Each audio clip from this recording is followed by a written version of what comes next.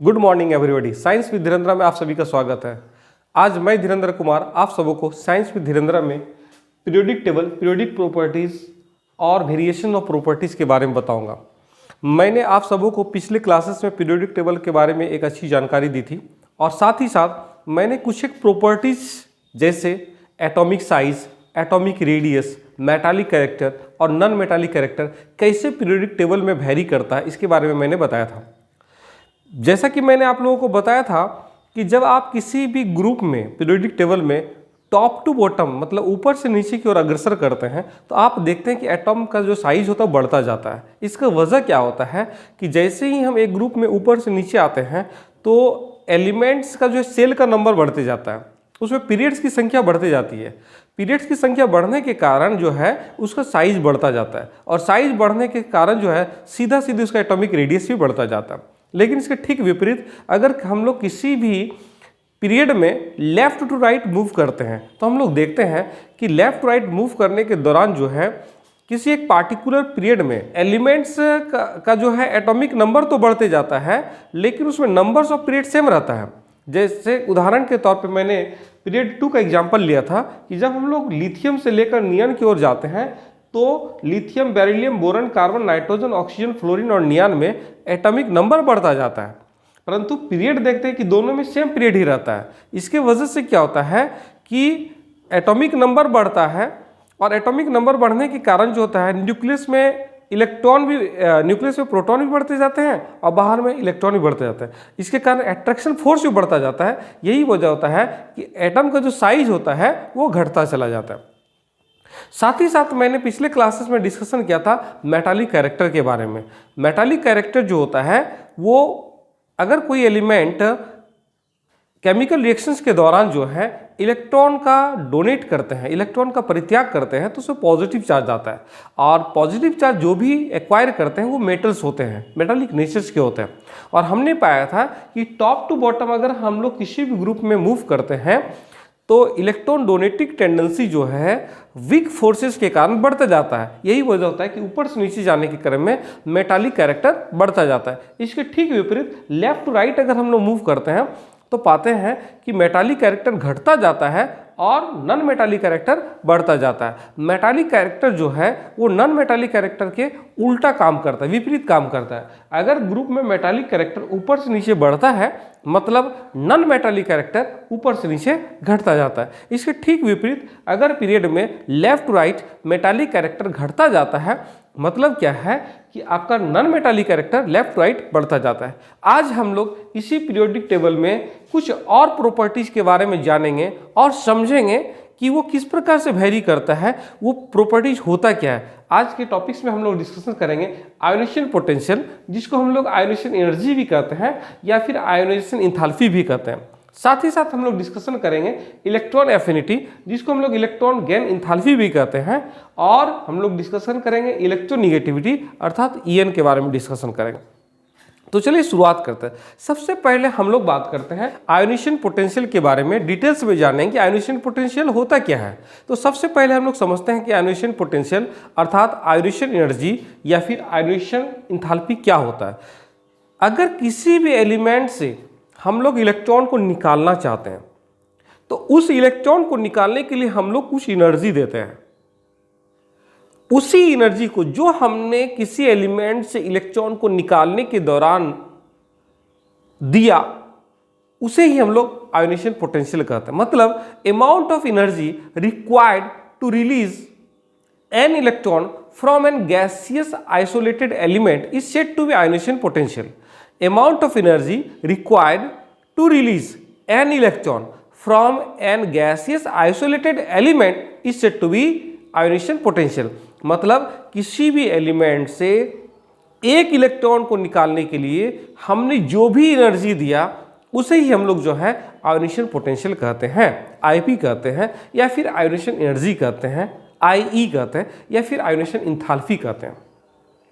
तो सीधा कंसेप्ट है कि हम लोग जब तक एनर्जी नहीं देंगे तब तक एलिमेंट से इलेक्ट्रॉन नहीं निकलेगा। तो जितनी अमाउंट में हम लोग एनर्जी देंगे उतना ही उसी हिसाब से जो है इलेक्ट्रॉन डोनेट होगा। अगर हम लोग कम एनर्जी देंगे तो एक इलेक्ट्रॉन निकलेगा। अगर हम लोग बहुत ज़्यादा एनर्जी देंगे, हो सकता है दूसरा इलेक्ट्रॉन निकल जाए। तो जितनी एनर्जी हम लोग सप्लाई करते हैं एक इलेक्ट्रॉन को निकालने के लिए, उसी एनर्जी को हम लोग कहते हैं आयोनेशन पोटेंशियल। आयोनेशन पोटेंशियल जो है दो बात पर निर्भर करता है। सबसे पहला होता है एटॉमिक साइज। एटॉमिक साइज अगर छोटा होगा, एटम का साइज अगर छोटा होगा तो हो सकता है कि हमें ज़्यादा एनर्जी देना पड़ेगा। एटम का साइज छोटा होने पर उसमें ज़्यादा एनर्जी आपको देना पड़ेगा एक इलेक्ट्रॉन निकालने के लिए।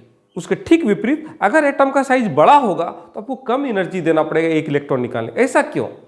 एटम का साइज अगर छोटा होता है तो उसमें जो अट्रैक्शन होता है आउटर मोस्ट इलेक्ट्रॉन और न्यूक्लियस के बीच में बहुत ज़्यादा होता है।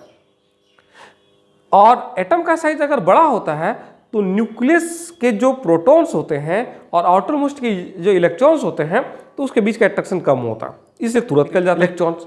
मतलब क्या है, अगर छोटा साइज है तो आपको ज़्यादा एनर्जी देना पड़ेगा और अगर साइज बड़ा है तो आपको कम एनर्जी देना पड़ेगा। तो अगर हम लोग किसी ग्रुप की बात करेंगे तो ऊपर से नीचे जाने के क्रम में हम लोग क्या देखते हैं, एटम का साइज बढ़ता जाता है।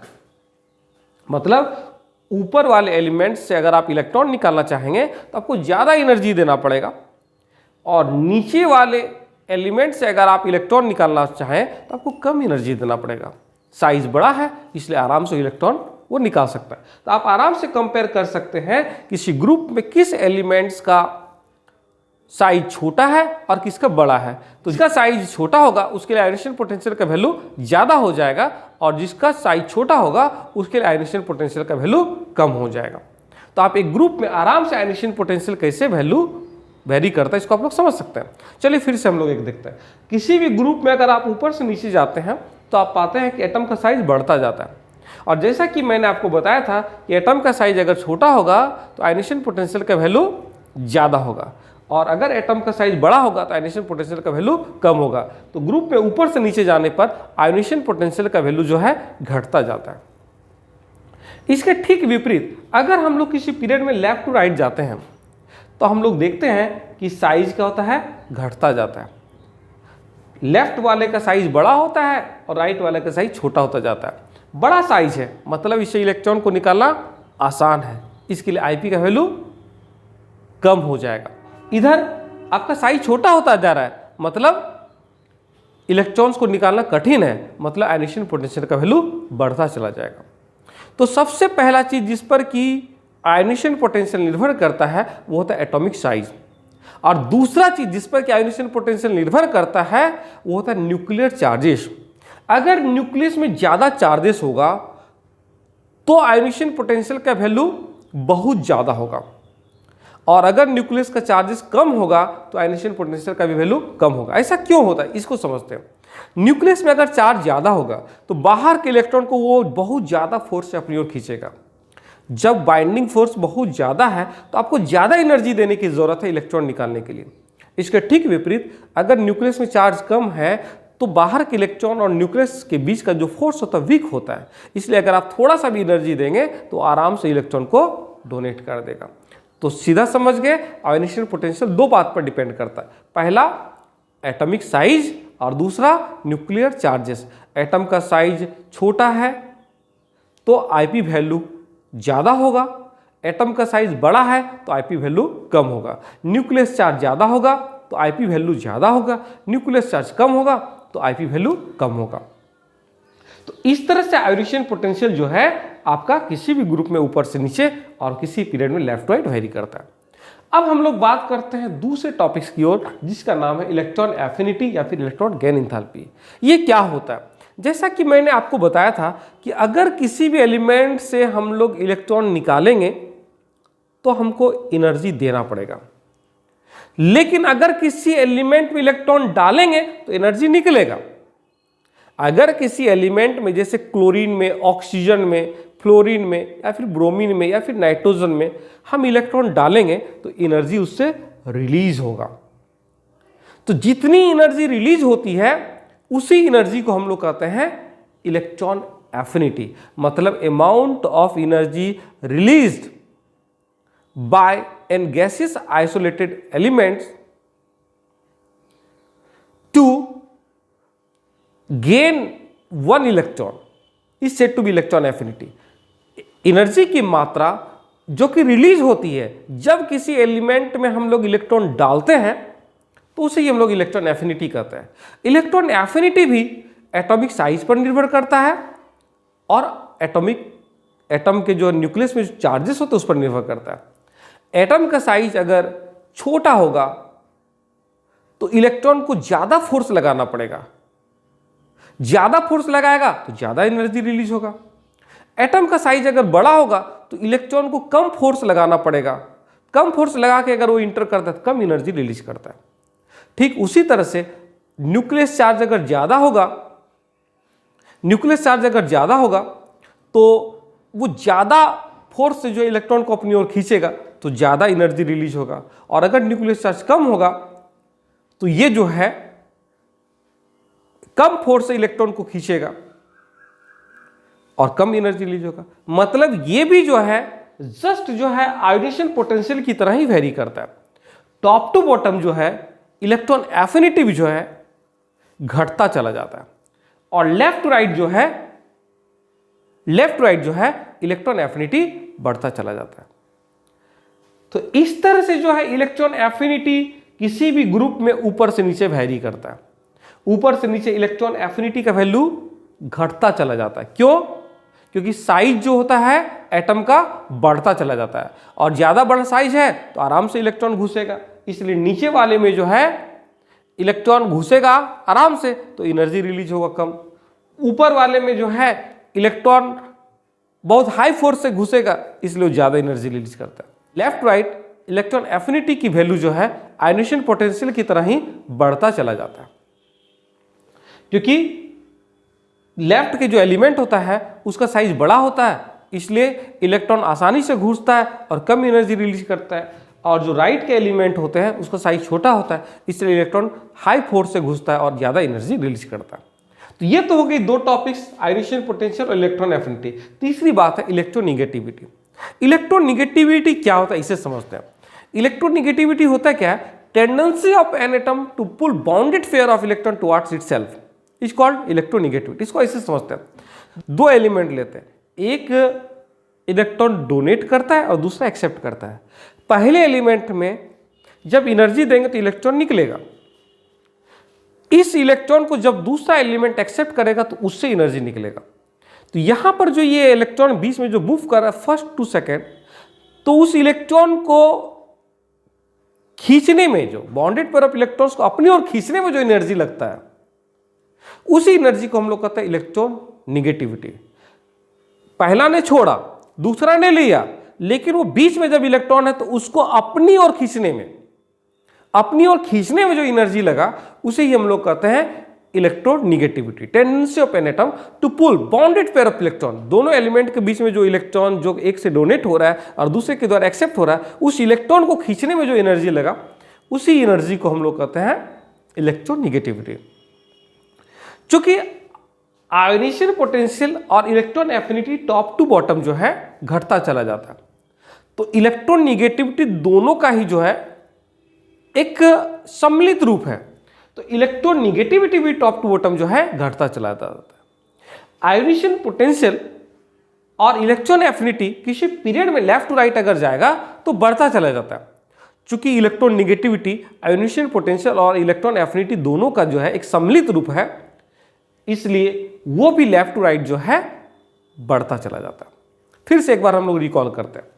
आयोनाइजेशन पोटेंशियल मतलब किसी एलिमेंट में एनर्जी देंगे इलेक्ट्रॉन निकालने के लिए, तो उसी एनर्जी को हम लोग कहते हैं आयोनाइजेशन पोटेंशियल। ये टॉप टू बॉटम जो है घटता चला जाता है और लेफ्ट राइट बढ़ता चला जाता है। इलेक्ट्रॉन एफिनिटी होता क्या है कि जब किसी एलिमेंट में इलेक्ट्रॉन घुसेगा तो उससे जो एनर्जी निकलेगा उसे हम लोग कहते हैं इलेक्ट्रॉन एफिनिटी। ये भी टॉप टू बॉटम जो है घटता चला जाता है और लेफ्ट टू राइट जो है बढ़ता चला जाता है। और इलेक्ट्रोनिगेटिविटी क्या होता है? एक एलिमेंट जब इलेक्ट्रॉन डोनेट करता है और दूसरा एलिमेंट जब इलेक्ट्रॉन एक्सेप्ट करता है तो उस इलेक्ट्रॉन को अपनी ओर खींचने में जो फोर्स लगता है, एनर्जी लगता है, रिक्वायर्ड होता है बॉन्डेड इलेक्ट्रॉन को अपनी ओर खींचने में, उसे ही हम लोग कहते हैं इलेक्ट्रोनिगेटिविटी। चूंकि आयोनाइजेशन पोटेंशियल और electron affinity top to bottom घटता चला जाता है, इसलिए इलेक्ट्रोनेगेटिविटी भी टॉप टू बॉटम घटता चला जाता है। आयोनाइजेशन पोटेंशियल और electron affinity left to right बढ़ता चला जाता है, इसलिए इलेक्ट्रोनेगेटिविटी भी जो है लेफ्ट टू राइट बढ़ता चला जाता है। अगर आप इसको थोड़ी सी गहराई से समझेंगे तो आप आराम से जो है किसी भी ग्रुप में या फिर किसी भी पीरियड में किसका आयोनाइजेशन पोटेंशियल ज़्यादा है, किसका कम है, किसका इलेक्ट्रॉन एफिनिटी ज़्यादा है, किसका कम है, या फिर किसका इलेक्ट्रोनेगेटिविटी ज़्यादा है, किसका कम है, आप आराम से समझ सकते हैं। तो आई एम श्योर आज की क्लासेस में आप इन तीनों वर्ड से काफ़ी ज़्यादा फैमिलियर हो गए होंगे और आगे से आपको किसी भी दो एलिमेंट्स के बीच में जो है इन प्रॉपर्टी को जो है कंपेयर करने में कठिनाई नहीं होगी। तो इसी के साथ मैं अपनी क्लास को समाप्त करता हूँ। धन्यवाद।